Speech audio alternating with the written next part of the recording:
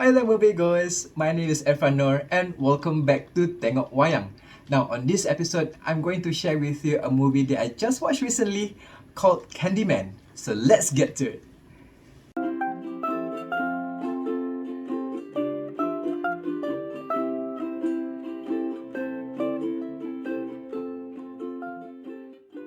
Candyman 2021 is actually a direct sequel to the 1992 film of the same name, based on a short story from Books of Blood, the anthology series written by Clive Barker, starring Yahya Abdul-Mateen II, Teyonah Parris, Colman, Domingo, and Vanessa Estelle Williams, among many others.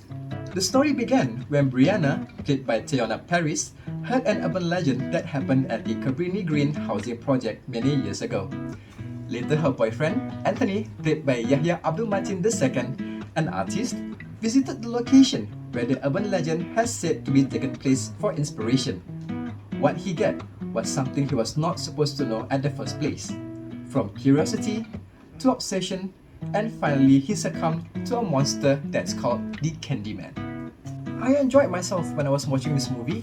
It reminds me of the 1990s 2000s slasher films like Scream, I Know What You Did Last Summer, and Urban Legend. They were cheesy, slightly gory, and with some NC-16 sexual references with a somewhat happy ending. This Candyman has none of that. This sequel is a more character-driven, masterfully shot with an unexpected twist right at the end. Directed by Nia Dacosta and co-written with Win Rosenfeld and Jonathan Pili, this one concentrates on Anthony's transformation that may endanger the people around him, while the spirit of the Candyman claims his victims violently to those who call his names 5 times in front of the mirror. I really like the special effects on this film, whereby you can see the Candyman's nasty work on the reflected side of the mirror and not ours. And the use of the shadow puppetry as a form of storytelling is very smart. It doesn't feel childish at all. In fact, it actually enhances the dark tone of the movie itself. The only other movie that uses this kind of medium is actually Harry Potter and the Deathly Hallows Part 1 with the tale of the 3 brothers. However, I do have a few questions though.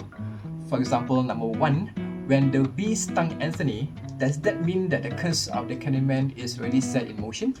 Number 2, is it a coincidence that most of the victims in the Candyman movie are actually white? Number 3, in a case in 1977, I do feel sympathetic for this character Sherman Fields, who was actually beaten to death by the cops due to a case he was wrongfully accused. However, with his overall look and demeanor, I don't think he looks like a good man either. Overall, I'll give Candyman 2021 4 out of 5 popcorns. It's a mind-bending, visually arresting feature that is scary enough to make you close your eyes, but not that gory that make you pee in your pants. Just the perfect movie for me. So, what do you think of the Candyman? Don't forget to write in your comments below, like and subscribe to join in the MG Army. We would love to have you. And don't forget to check out my Instagram account for my detailed review of the movie itself. Until then, stay safe, stay happy, and I'll see you next week for my next movie review. Bye!